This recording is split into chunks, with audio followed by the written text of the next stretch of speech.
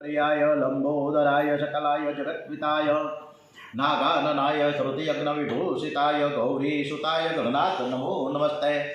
श्री गणपति महाराज की जय, हनुमान जी महाराज की जय। ओम श्री रामचंद्र भगवान की जय।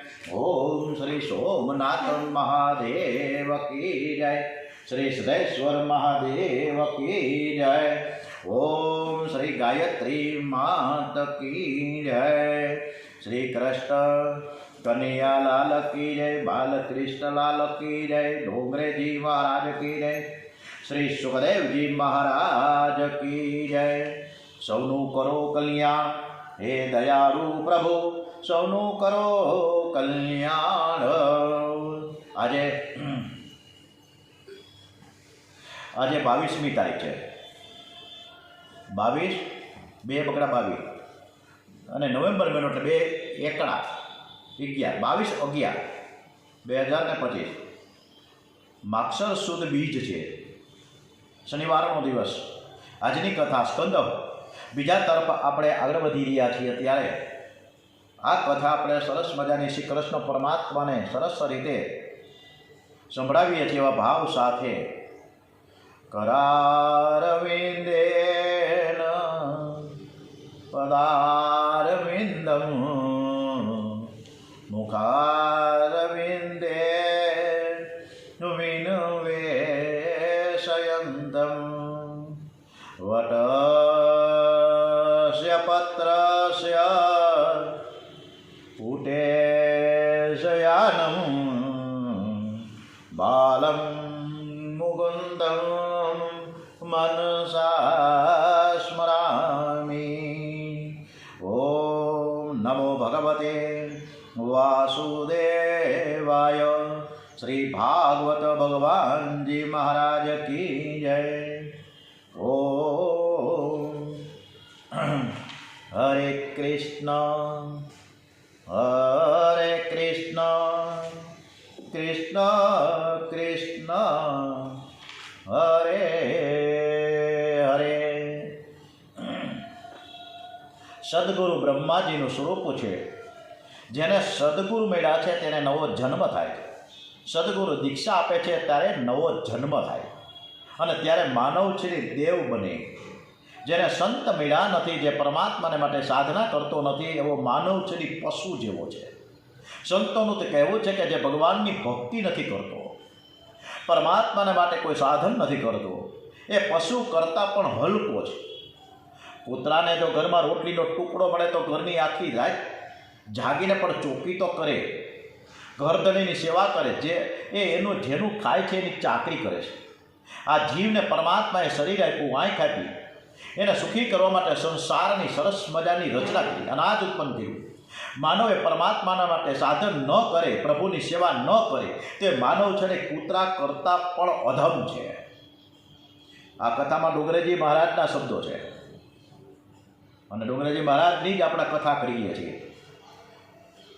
એટલે આમાં જે જે શબ્દો છે એ એક સંતના છે, એમાં મારા ક્યાંય શબ્દો નથી। ગુરુદેવ શિષ્યને માટે પોતાના પ્રાણનો ભોગ આપતા સહેજ પણ ખચકાતા નથી। એટલે ગુરુનું માહિતમ કેટલું છે એ એક આ શ્લોકમાં બતાવવામાં આવ્યું। ઓમ ગુરુર બ્રહ્મા ગુરુર વિષ્ણુ ગુરુર્દેવો મહેશ્વર ગુરુર સાક્ષાત પરમ બ્રહ્મ તસ્મૈ શ્રી ગુરુવે નમો નમઃ। આપણા કૃષ્ણ ભગવાન પણ એક જગદીશ્વર, એક યોગેશ્વર, જગત ગુરુ છે। સુખદેવજી મહારાજ પ્રથમ ભાગવતના વક્તા કે જેણે અક્ષયવટની નીચે શુક્રતાલમાં પરીક્ષિત રાજા અને બીજા રાજા મહારાજા ઋષિ સંતોની સમક્ષ કથા કરી। નારદજી પણ બેઠા હતા, ત્યારે વ્યાસજી પણ બેઠા હતા, એના પિતાશ્રી, અને કથા સાંભળતા હતા। પરીક્ષિત રાજા પણ તન્મય થઈને સાંભળતા। આવા સુખદેવજી મહારાજની જે કથા ડોંગરેજી મહારાજે કરી અને ડોંગરેજી મહારાજની કથા આપણે કરી રહ્યા છીએ, ત્યારે આ જગત ગુરુ કૃષ્ણ ભગવાન ડોંગરેજી મહારાજ સુખદેવજીના મહારાજમાં ચરણમાં માથું નમાવીને આપણે એને વંદના કરીએ।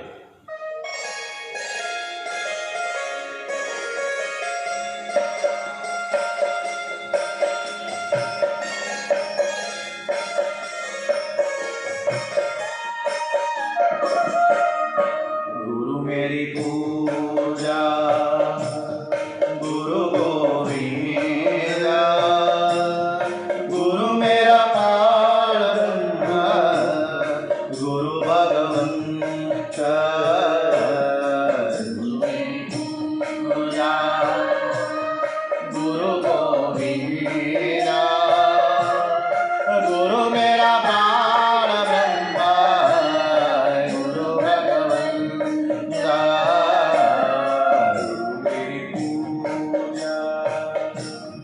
गुरु गोविंद गुरु मेरा पार ब्रह्म गुरु भगवंत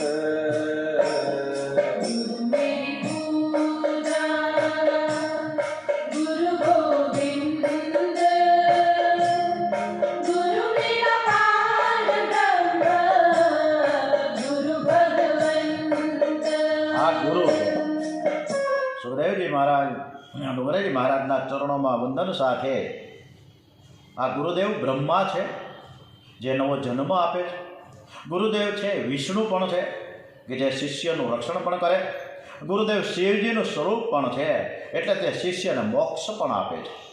ગુરુ એવું માને છે કે જ્યાં સુધી હું શિષ્યને ઈશ્વરના દર્શન ન કરાવું ત્યાં સુધી હું તેના ઋણમાં છું. શિષ્ય મારામાં વિશ્વાસ રાખ્યો છે. સદગુરુ તો સદ શિષ્યને સર્વસ્વ આપે છે. જે ગુરુ શિષ્ય પાસેથી કંઈક લેવાની ઈચ્છા કરે છે એ શિષ્યનું કલ્યાણ ન કરી શકે. ગુરુ નિરપેક્ષ અને શિષ્ય નિષ્કામ હોવો જોઈએ. लोभी गुरु और लालची चेला दोनों का नरक में ठेला. सदगुरु છે શિષ્યને સાચો માર્ગ બતાવે, શિષ્યની બુદ્ધિ સુધારે, શિષ્યને પરમાત્માનું દાન કરે છે. એટલે ગુરુદેવ માટે, સદગુરુદેવ માટે કેવું સરસ મજાનું ડોંગરેજી મહારાજ સચ્ચા ઉપદેશ દેત, સચ્ચા ઉપદેશ દેત ભલી ભલી મતિ દેત, समता समबुद्धि देत कुमति को हरत है, मार्ग को दिखाई देत भाव देत भक्ति देत प्रेम की प्राप्ति देत और अज्ञान को हरत है, ज्ञान देत ध्यान देत आत्मा को विचार देत और ब्रह्म को बताई देत ब्रह्ममय करत है, ब्रह्म को बताई दे. नारदजीए पण ध्रुवजी महाराजने परमेश्वરના દર્શન કરાવ્યા અને ઓનલી 6 માં 6 જ મહિનાની અંદર સદગુરુ શિષ્યને સર્વસ્વ આપે છે, આત્મા સ્વરૂપનું ભાન કરાવે છે, તે સર્વકાળ શિષ્યનું રક્ષણ કરે છે. તુકારામજી કથા વાર્તા શ્રવણ કરતા કરતા પ્રભુના નામમાં બહુ જ પ્રીતિ થઈ ગઈ. વિઠ્ઠલ વિઠ્ઠલનો જપ એ સતત કરતા હતા. મારા ઉપર જાણે પરમાત્માની કૃપા થઈ છે. તુકારામજી કહે, હું ગંગાજીમાં સ્નાન કરીને આવતો હતો. રસ્તામાં મને ગુરુદેવ મળ્યા. મને કહે, વિઠ્ઠલ નાથની પ્રેરણાથી હું તારો ઉપદેશ આપવા આવ્યો છું. મેં ગુરુદેવને કહ્યું, મેં તો ભગવાનની કોઈ સેવા ચાકરી તો કરી નથી, છતાં ગુરુદેવ મારા પર કૃપા કરી એટલે મને ગુરુ મંત્ર આપ્યો. રામ કૃષ્ણ હરિ ગુરુ દક્ષિણામાં ગુરુદેવે મારી પાસે પાસેર તૂપ એટલે કે પાસેર ઘી માંગ્યું. શ્રોત તુકારામના ગુરુને પાસેર ઘી નહીં મળતું હોય. તુકારામના ગુરુએ ફક્ત પાસેર ઘી માંગ્યું તુકારામજીની પાસે. પરંતુ તુકારામની વાણીમાં ગૂઢતા ભરેલી છે. તો તું એટલે તું પણ, તારું તું પણ મને આપ. આજથી ભૂલી જા કે તું પુરુષ છે, તું તારું પુરુષ તત્વ ભૂલી જા. મારા ગુરુદેવે તું પણ ને હું પણ માંગી લીધા. તેમણે કહ્યું, આજથી તારું અભિમાન મને આપી દે. જીવનમાં હું પણ રાખીશ નહીં. તું પુરુષ નથી, તું સ્ત્રી નથી, તું કોઈનો પુત્ર નથી. બધા દેહના ભાવ તું મને અર્પણ કર. તું શુદ્ધ છે, તું બ્રહ્મ છે, તું ઈશ્વરનો અંશ છે. જેનો અંતકાળ નજીક છે, જેનું મૃત્યુ નજીક છે એવું જ્ઞાન થાય ત્યારે મનુષ્ય પવિત્ર અને એકાંત જગ્યા શોધવી અને ત્યાં બેસીને ઓમકારનો જપ કરવો. મનને વશમાં રાખી ભગવાનના સ્વરૂપમાં સ્થિર કરી ભગવાનના સગુણ સ્વરૂપમાં મને એકત્ર કરીને શ્રી હરિમાં સંલગ્ન કરી દેવું. નહીંતર મનુષ્ય જેનું ચિંતન કરતો હોય તેનું મરણ કાળે એનું જ સ્મરણ થાય છે. લોકો માને છે કે આખી જિંદગી હું કામ ધંધો કરીશ, કાળા ધોળા કરીશ અને અંતકાળે પ્રભુનું નામ લઈને ઉતરી જઈશ. પરંતુ આ વિચાર ખોટો છે. એટલે જ કહ્યું છે કે સદા તદભાવ ભાવિત, હંમેશા જે ભાવનું તમે ચિંતન કરશો તેનું અંતકાળે મરણ થાય છે. ભાગવતમાં 3 મંગલાચરણ બતાવ્યા છે. પ્રથમ વ્યાસજીનું, બીજો સુખદેવજીનું, અંતમાં ત્રીજો સૂતજીનું. જુવાનીમાં મંગલાચરણ, જુવાનીમાં મંગલાચરણ એટલે મંગલ આચરણની બહુ જ આવશ્યકતા છે. એટલે સુખદેવજીનું મંગલાચરણ 13 શ્લોકોનું અને બાકીના મંગલાચરણ એક શ્લોકના છે. ઉત્તમ વક્તા તે જ કહેવાય જેનામાં 16 આની વૈરાગ્ય હોય. સુખદેવજી ઉત્તમ વક્તા છે. પરીક્ષિત રાજા સુખદેવજીને પૂછે છે કે જેનું મરણ નજીક હોય એનું કર્તવ્ય શું, એણે શું કરવું જોઈએ અને શું ના કરવું જોઈએ, મનુષ્ય માત્રનું કર્તવ્ય શું છે. ત્યારે સુખદેવજી મહારાજ કહે છે, રાજન તમે સુંદર પ્રશ્ન કર્યો છે, તમે શ્રવણ કરો. અંતકાળમાં વાત પિત્ત અને કફથી ત્રિદોષ થાય છે અને શરીરને મૃત્યુનો ભયંકર વેદના થાય છે. જન્મ મરણના દુઃખનો વિચાર કરો તો પાપ નહીં થાય. મૃત્યુનું હંમેશા ચિંતન કરો, મૃત્યુને હંમેશા નજર સમક્ષ રાખો. વિચાર કરો કે મેં મૃત્યુને મળવાની તૈયારી કરી રાખી છે કે તૈયારી કરી નથી. આ પ્રમાણે હિનાબેન તમે છે ને તમારા સ્ક્રીન ઉપર ટચ કરો એટલે નીચે 4 સિમ્બોલ આવશે. તમારા સ્ક્રીન ઉપર ટચ કરો, નીચે એમાં ટીવી જેવું આવશે, ટીવી જેવું ટીવી દેખાશે, ટીવીનો સિમ્બોલ આવશે, એમાં ટચ કરો એટલે તમારો ચહેરો બંધ થઈ જશે. બરાબર? બધા શાંતિથી સાંભળે છે. આપણે એકબીજાના આપણે મુખારબિંદ નહીં જોઈએ એટલે આપણે આ રીતે રાખ્યું છે. તમારા ટચ કરો તમારા સ્ક્રીન ઉપર, નીચે જે આવે છે ટીવી જેવું એમાં તમે ટચ કરો, એના ઉપર ખાલી ટચ કરો એટલે મારો અવાજ તમને સંભળાશે, તમારો ચહેરો બંધ થઈ જશે. ઓકે? અને કદાચ ન ખ્યાલ આવે તો ચાલુ રાખો, પછી આપણે કરશું. ઓકે, બીજા મોબાઈલમાં અત્યારે શૂટિંગ ચાલુ છે અને યુટ્યુબના માધ્યમથી આ કથા ઘરે ઘરે સુધી પહોંચે છે. એટલે એ લોકો પણ બધા સાંભળે છે અને બીજા મોબાઈલમાં ઘણા બધા શ્રોતાજનો લાઈવ આ મીટ એપ્લિકેશનથી આ કથા સાંભળે છે. ઓકે, ન ખ્યાલ આવે તો કાંઈ બધું ચિંતા કરતા નહીં, ભલે ચાલુ રહીએ. સુખદેવજી કહે છે કે રાજન તમે સુંદર પ્રશ્ન કર્યો છે, તમે શ્રવણ કરો.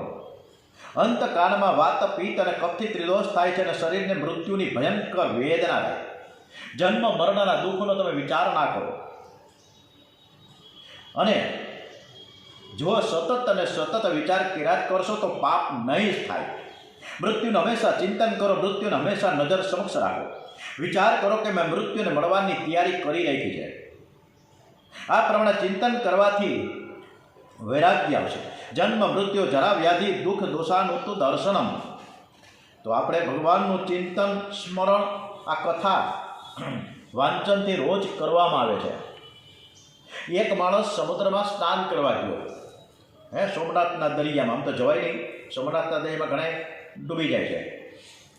એટલે આ માણસ સમુદ્રમાં સ્નાન કરવા ગયો, પણ સમુદ્ર સ્નાન ન કરવા ગયો, પણ બેઠો રહ્યો બાજુમાં કિનારે. એટલે એક બીજા ભાઈ ત્યાંથી નીકળ્યા. એ ક્યારના જોતા હતા કે આ 1 કલાકથી બેઠો છે આ ભાઈ, હું કરવા બેઠો છે. એટલે પૂછ્યું કે ભાઈ તું શું કરવા બેઠો? 1 કલાકથી હું તને જોઉં છું. અરે ભાઈ મારે નાહવું છે, સમુદ્રમાં સ્નાન કરવું છે, પણ કેવી રીતે કરું? આ સમુદ્રમાં એક ઉપરા ઉપરી તરંગો મોજા એવા જ કરે છે.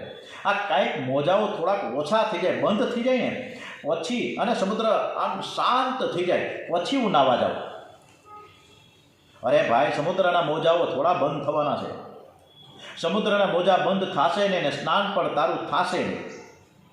આ સંસાર પણ એક સમુદ્ર છે, એમાં અડચણરૂપી તરંગો તો આવને જાવને થયા જ કરે છે. એટલે કોઈ કહે છે કે અનુકૂળતા આવશે ત્યારે ઈશ્વર ભજન કરીશ, તો તમે ભૂલો છો કે જીવનમાં આવી સર્વાંગી બધા જ પ્રકારની અનુકૂળતા ક્યારેય આવતી જ નથી. એટલે હું અનુકૂળતા આવે ત્યારે ઈશ્વર ભજન કરવા બેહું. આજે મુંબઈથી અમારા સ્વાતિબેન ઘોડાસરા આ કથા સાંભળે છે. હમણાં જ એને દુઃખદ પ્રસંગ બન્યો છે. એમના પતિદેવ, એમના હસબન્ડ, એના મિસ્ટર હજી 3 મહિના પહેલાં સ્વર્ગસ્થ થયા. છતાં પણ એક મનમક્કમ કરીને આજે કથાએ પણ સાંભળે છે અને કથા સાંભળતા સાંભળતા ટિફિન પણ બનાવે છે, લંચ પણ બનાવે છે. અને હમણાં એ મુંબઈના એક પરામાં એની પોતાની દુકાન છે, એ દુકાનમાં એ ધંધો કરવા પણ જશે સ્વાતિબેન, પણ છતાંય કથા તો સાંભળે જ છે. ઘણી બધા પ્રશ્નો છે એના, ઘણી બધી સમસ્યાઓ છે, એમ છતાં પણ એ કથા સાંભળે છે. તો કથા એ આપણું લક્ષ્ય છે. એ લક્ષ્યને આપણે ભૂલશું નહીં. મારે પરમાત્માને મળવું છે, પરમાત્મા સાથે એક થવું છે, એક ટાર્ગેટ. લોભી માણસનું લક્ષ્ય છે પૈસા, એ મહાપુરુષોનું લક્ષ્ય છે પરમેશ્વર. ભગવાને પણ ગીતામાં બહુ જ સરસ મજાનું સંદેશ આપતા આપતા કહ્યું છે કે અંતકાલે ચ મામેવ સ્મરણ મુક્તવા કલેવરમ યહ પ્રયાતિ સ મદભાવમી યાતિ નાસ્તસ્ય સંશય.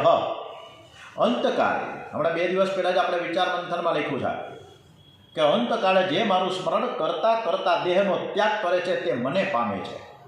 અંતકાળ એટલે જીવનનો અંતકાળ નહીં, પણ દરેક શરણનો અંતકાળ. એટલે દરેક શરણે પરમાત્માનું સ્મરણ, ચિંતન, ધ્યાન કરવું જોઈએ. મરણને સુધારવા માટે પ્રતિક શરણ સુધારવી પડશે, અને તો જ જીવનના અંતકાળે ઠાકોરજીનું નામ સ્મરણ યાદ આવશે. તમે જેનું સતત ચિંતન કરશો એનું જ અંતકાળે સ્મરણ રહે છે. સુદેવજી મહારાજ કહે છે કે રાજન, મનુષ્યનું જીવન આમ ને આમ પસાર થઈ જાય છે. રાત્રિ નિંદ્રા અને વિલાસમાં આ જીવન ક્યારે પસાર થઈ જાય છે ખબર નથી પડતી. દિવસથી ધન કમાવાની ભાંગદોડમાં અને કુટુંબનું ભરણ પોષણ કરવામાં પસાર થઈ જાય છે. નિદ્રિયા યતે નક્તમ વ્યવવાયેન ચ વાયવયઃ દીવાચાર્ય હયા રાજન કુટુંબ ભરણે નવા. મનુષ્યનો ઘણો બધો સમય તો નિદ્રામાં અર્થ ઉપાર્જન કરવા પાછળ જાય છે. ઘણો ખરો સમય વાતો કરવામાં જાય છે. એક મગન બાપા 80 વર્ષના માંદા પડ્યા. એણે આખું જીવન પૈસા કમાવામાં અને પૈસા જે ભેગા કર્યા છે એનો સંચય એટલે કે એને હોંઘરવામાં કર્યો. ઘણું બધું દુઃખ વેઠ્યું, એક પૈસો ભેગો કર્યો.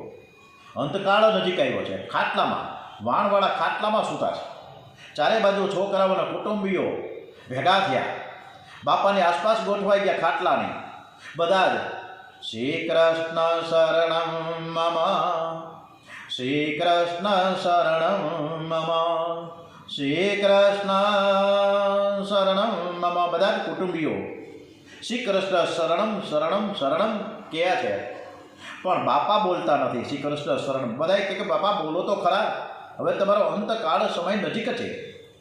પણ છતાંય બાપાના મોઢામાંથી ભગવાનનું નામ નીકળતું નથી. જેણે પોતાની આખી જિંદગીમાં કદી ભગવાનનું નામ ન લીધું હોય એને અંતકાળે ક્યાંથી યાદ આવે? આ મગન બાપાનું મન તો એ પૈસામાં છે. અને એ અચાનક એ ચારે બાજુ કુટુંબીઓ જે ઊભા હતા, સગાવાલા ઊભા હતા, એમાંથી વચ્ચેથી એની નજર ફળિયામાં પડી. એ મગન બાપાની નજર જે ખાટલામાં સૂતા હતા. અને મનમાં કહેતા કે આ બાપાને, આ બધાને ખબર નથી પડતી કે મેં આ બધું કેમ ભેગું કર્યું છે.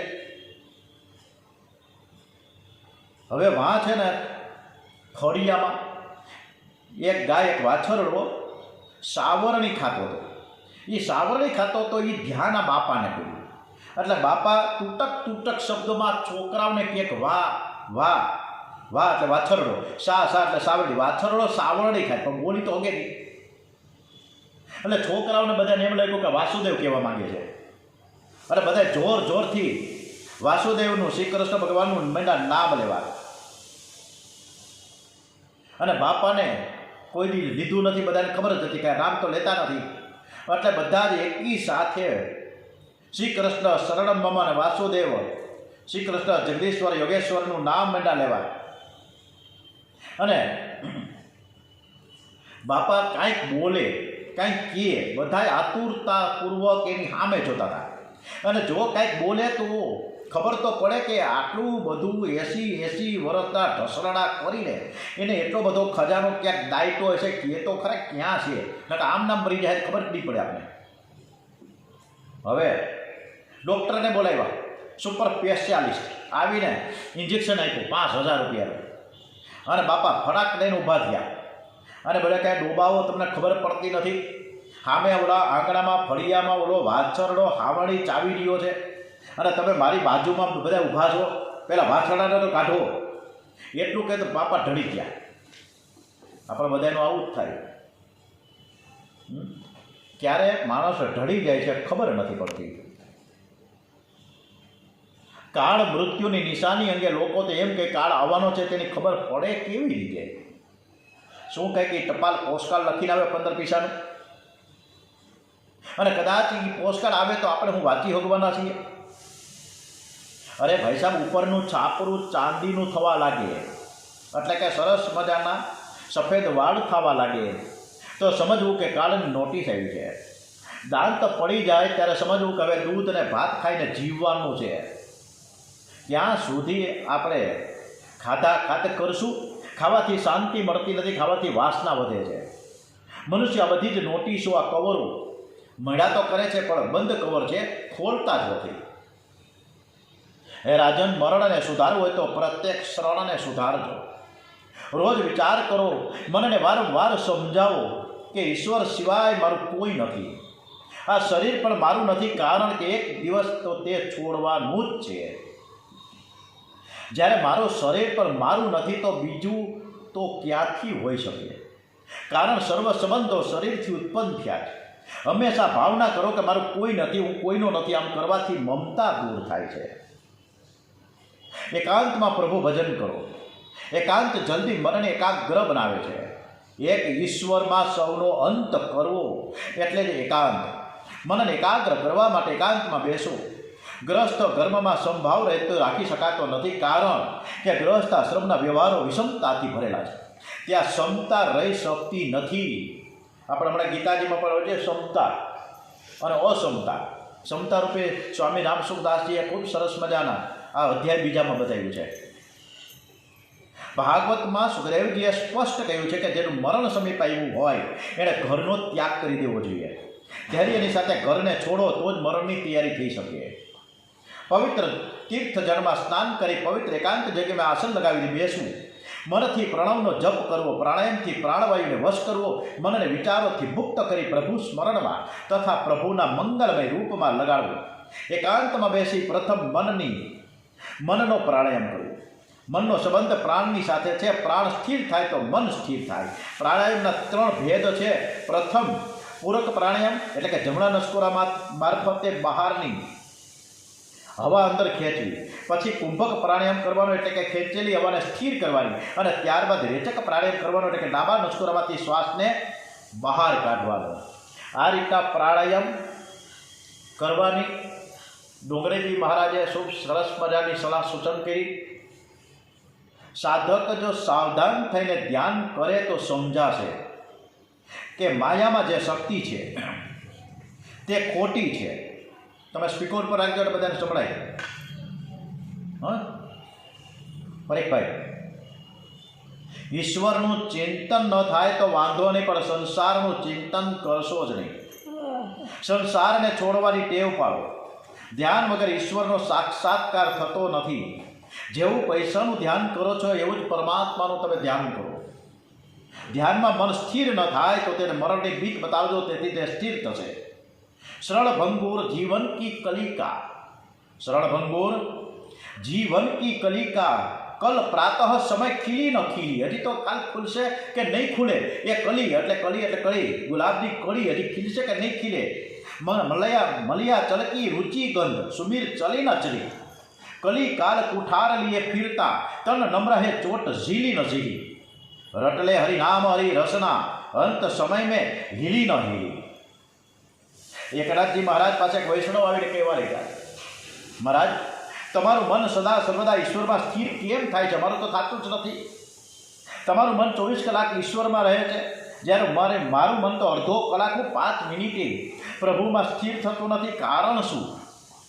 મનને સ્થિર કરવાનું કાંઈક ઉપાય તો બતાવો.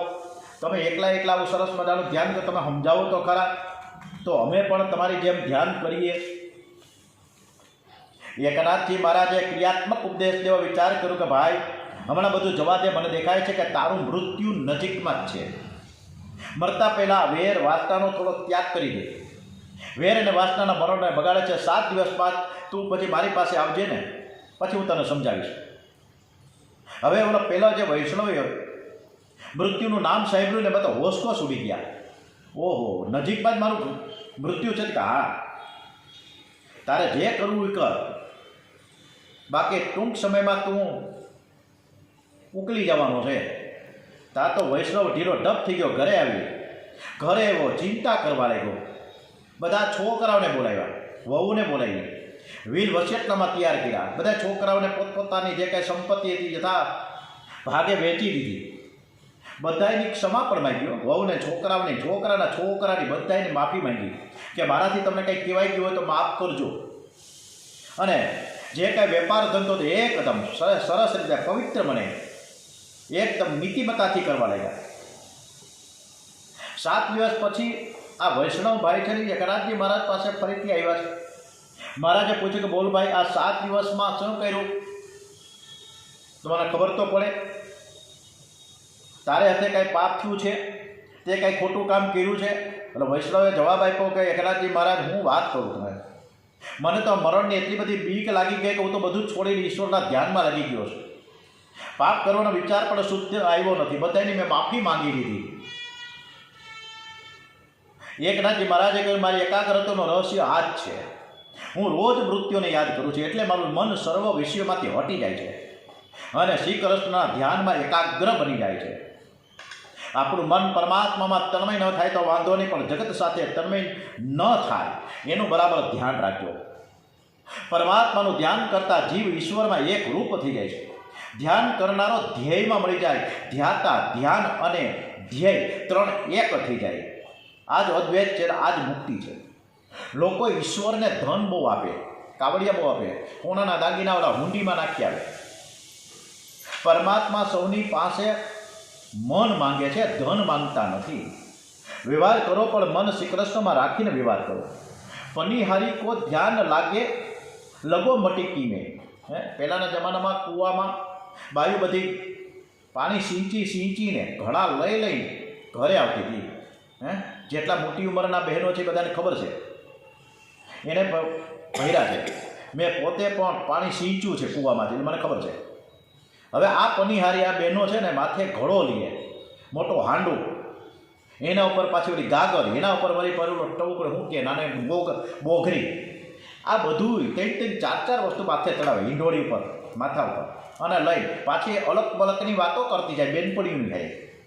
અડધો કિલોમીટર છે કૂવાથી લઈને ઘર સુધી પહોંચે, પણ એનું ધ્યાન ઉપર હોય છે. ભલે વાતો એની બેનપણીઓ સાથે કરતી હોય, પણ ધ્યાન ક્યાં હોય? ઉપર બેડલામાં, કે પડી ન જાય. એ મટકી ઉપર જ ધ્યાન હોય છે. આ રીતે સંસારના વ્યવહારો પર ઈશ્વરનું સ્મરણ રાખીને આપણે કરવાનું સૂચવે છે ડોંગરેજી મહારાજ. જગતના પદાર્થોમાં આસક્તિ રાખશો. સીતાજીને ત્રિજટા આનો જે સંવાદ છે ખૂબ સરસ મજાનો. કેવો છે મને ખબર નથી.